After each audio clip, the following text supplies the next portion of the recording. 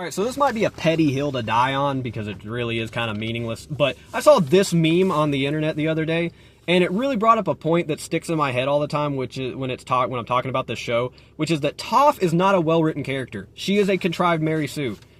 Like, the first reason she's a Mary Sue is because seismic sense should not just be her ability. That if seismic sense is a thing, that should be something that all Earthbenders at least know about by the events of the show. Maybe they don't all master it or something like that, but they know about it. And the reason is because there's thousands of years of earthbending history by the events of the show in Avatar: The Last Airbender. You're telling me that along that whole way, no earthbender was ever either born blind or became blind from an accident and then figured out how to use their earthbending to see with seismic sense?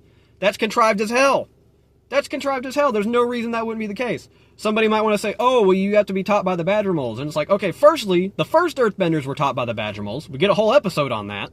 So that pretty much leaves you with the only conclusion that the Badger Moles either only taught the first Earthbenders and nobody else, and then Toph and nobody else, which is contrived, or they only taught Toph seismic sense and just selectively left it out of everybody else they taught. Either one is, again, contrived as hell. The next thing is her metal bending, and oh my god. So firstly, she didn't even really have to try to do metal bending. Like, you know, we didn't get to see her doing it for months and practicing it and attempting it for months. No, she tries it once for a couple of hours in a moment of desperation and figures it out.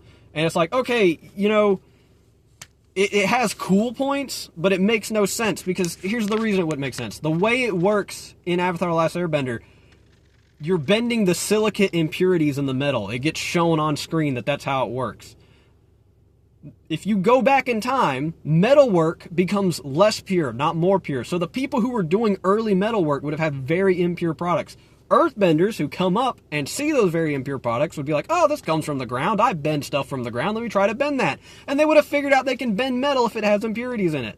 It would be something that they knew from the outset. It would be a commonly known technique across all earthbending by the time the events of Avatar: The Last Airbender happen. And then lastly, it's just like she has unearned combat prowess or just earthbending proficiency in general. So like if we give her an early age of like 4 years old when she encounters the Badger Moles and learns seismic sense for the first time, that gives her, so we meet her at age 12, but she was already the incumbent champion in Earth Rumble at age 11 the last year. So that gives her like a max of 7 years to become basically the best earthbender out of everybody. Not just everybody there, because like